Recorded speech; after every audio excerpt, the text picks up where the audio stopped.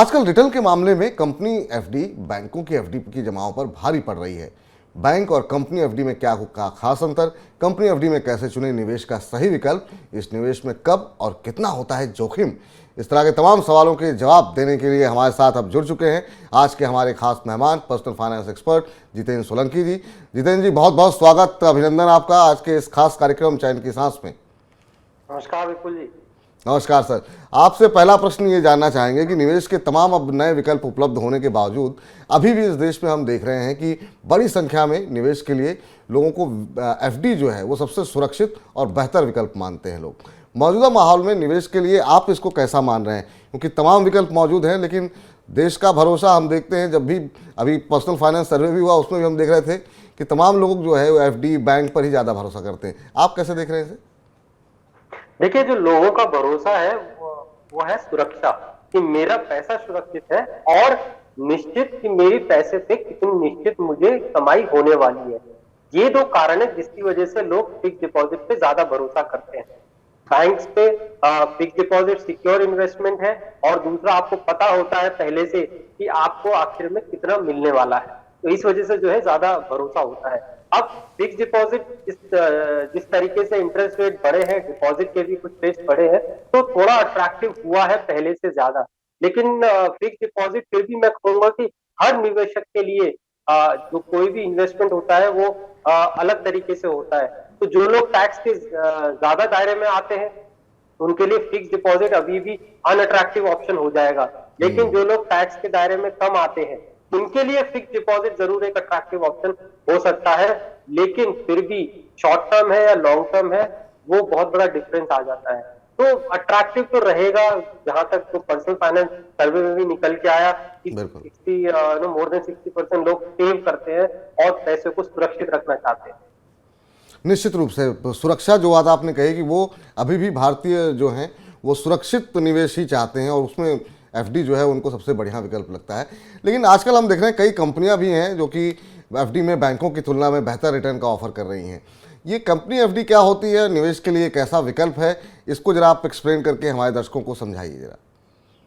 देखिए, जो कोई भी कंपनी, कॉर्पोरेट कोई भी कंपनी, अब हम नाम लें तो टाटा है, महिंद्रा है या किसी भी तरह की कंपनी होती है, वो जब पब्लिक से पैसा रेज करना चाहती है तो फिक्स डिपॉजिट निकालती है। उनको भी डिपॉजिट निकालने का अधिकार होता है, तो उसको हम कॉर्पोरेट फिक्स डिपॉजिट बोलते हैं और उस पर वो ब्याज देती है जैसे बैंक देता है। अब कॉर्पोरेट एफडी पे ज्यादा रिटर्न क्यों मिल रहा है? तो कॉर्पोरेट फिक्स डिपॉजिट क्योंकि बैंक की तरह सिक्योर नहीं होता है, जो सिक्योरिटी बैंक एफडी में मिलती है वो कॉर्पोरेट एफडी में नहीं मिलती है, इसलिए पैसा रेस करने के लिए ज्यादा इंटरेस्ट रेट दिया जाता है। तो एक अट्रैक्टिव ऑप्शन हो जाता है जब हम इंटरेस्ट रेट देखते हैं। लेकिन कॉर्पोरेट फिक्स डिपॉजिट के अपने जोखिम में जो ध्यान में रखने चाहिए। बट हाँ, आज की डेट में अगर हम देखें तो जहां बैंक फिक्स डिपॉजिट थोड़ा अट्रैक्टिव हुआ है तो कॉर्पोरेट फिक्स डिपॉजिट उससे थोड़ा ज्यादा अट्रैक्टिव है। ये काफ़ी महत्वपूर्ण बात आपने कही कि अपने जोखिम को ध्यान में रखते हुए निवेश करना चाहिए। लेकिन अब चूंकि यहाँ पर जैसा आपने बताया कि बैंकों के मुकाबले बेहतर एफडी में इंटरेस्ट मिल रहा है, लेकिन अगर बेहतर रिटर्न के लिए कंपनी एफडी में निवेश कर रहे हैं तो सही कंपनियों का चुनाव कैसे करें और किन महत्वपूर्ण चीज़ों पर आपको लगता है कि अगर सुरक्षा को भी ध्यान में रखें तो कौन सी ऐसी चीज़ें हैं जिन पर खासतौर से निवेश से पहले गौर करना चाहिए? देखिए, एक मूल बात समझते हैं हम कि कॉर्पोरेट फिक्स डिपॉजिट में जोखिम होता है और जो सबसे बड़ा जोखिम होता है वो होता है डिफॉल्ट। यानी कि अगर कोई कंपनी डिफॉल्ट कर जाती है अपनी पेमेंट्स पे तो वो उसमें आपको जो है आपका एफडी का भुगतान शायद ना हो, यानी कि आपका प्रिंसिपल भी जा सकता है और इंटरेस्ट भी जा सकता है। अब कंपनीज उनकी फाइनेंशियल के अनुसार कंपनीज की रेटिंग की जाती है। जो ज्यादा अच्छी कंपनी है, ट्रेडिशनली जो ज्यादा अच्छी रही है, जिनके फाइनेंशियल ज्यादा अच्छे हैं, वो कम ब्याज देती हैं क्योंकि उनको पता है कि उनकी क्रेडिबिलिटी मार्केट में ज्यादा है। जिनका थोड़ा कम है रेटिंग, फाइनेंशियल्स के हिसाब से वहां स्टैंड नहीं करती हैं, वो ज्यादा इंटरेस्ट रेट ऑफर करती हैं। एक कंपनसेट होता है, उस रिस्क को कंपनसेट करने के लिए जो रिस्क उनके ऊपर है, यानी कि हम डिफॉल्ट रिस्क की हम बात कर रहे हैं। तो अगर हायर रेट ऑफ इंटरेस्ट मिल रहा है तो आपको समझना चाहिए कि ये उसका कंपनसेशन है। तो यानी कि इस कॉर्पोरेट के अंदर जो रिस्क फैक्टर है वो ज्यादा हो सकता है। ये एक चीज़ आपसे जानना चाहेंगे, आपने जोखिम शब्द का इस्तेमाल किया कि जोखिम होता है और आपने कहा कंपनियां डिफ़ॉल्ट भी कर सकती हैं। इस तरह की चीज़ों को, कंपनी का बैकग्राउंड क्या है, इनका हमको ध्यान रखना चाहिए। लेकिन अगर बेहतर रिटर्न के लिए अगर कोई निवेश कर रहा है तो कौन कौन से वो बड़े जोखिम हैं जिनका आकलन निवेश से पहले कर लेना चाहिए? एक तो आपने कहा कंपनी डिफ़ॉल्ट कर सकती है तो पैसे डूब सकते हैं। क्या जो प्रॉमिस किया जा रहा है रिटर्न को लेकर के, क्या उसको लेकर के भी जोखिम है? और कौन कौन से फैक्टर्स हैं जिसमें कि आपको लगता है कि निवेश करने से पहले इन चीज़ों का खास तौर से ध्यान रखना चाहिए? देखिए, एक कॉर्पोरेट फिक्स डिपॉजिट है। कॉर्पोरेट फिक्स डिपॉजिट के अंदर आपको एक ब्याज दिया जाता है।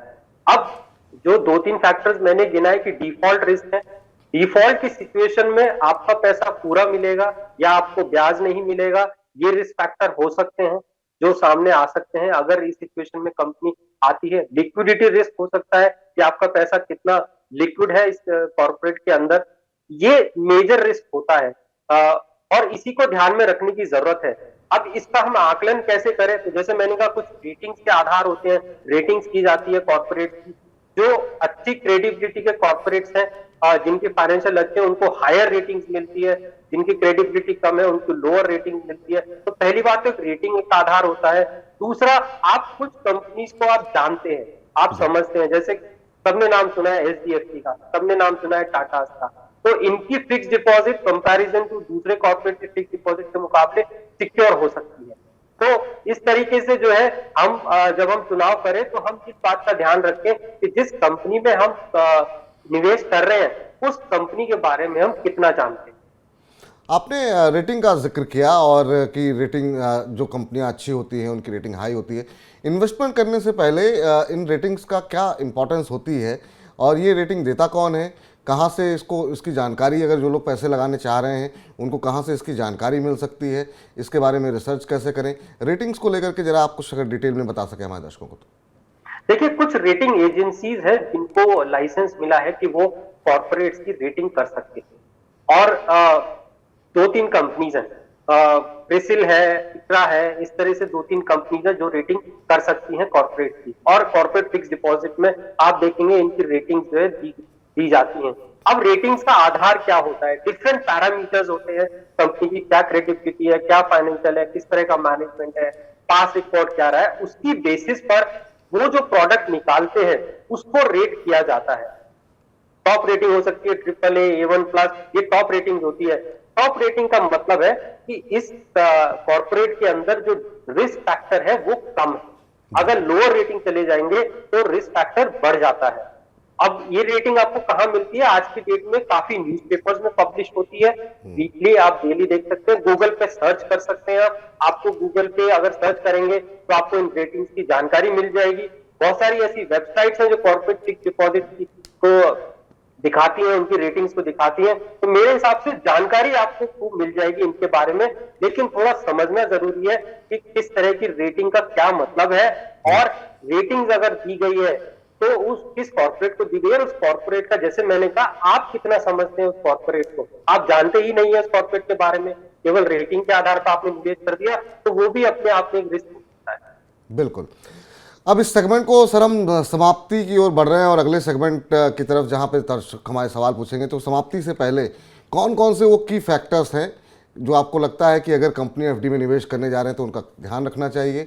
और दूसरा महत्वपूर्ण सवाल ये कि क्या कंपनी एफडी में पैसे लगाने भी चाहिए या नहीं लगाने चाहिए?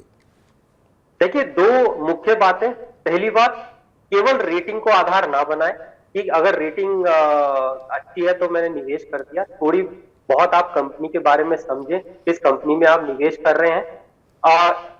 केवल ब्याज दर के पीछे ना जाए कि कोई कॉर्पोरेट अगर रेटिंग होते हुए ब्याज दर ज्यादा अच्छी दे रहा है तो आपने उसमें निवेश कर दिया।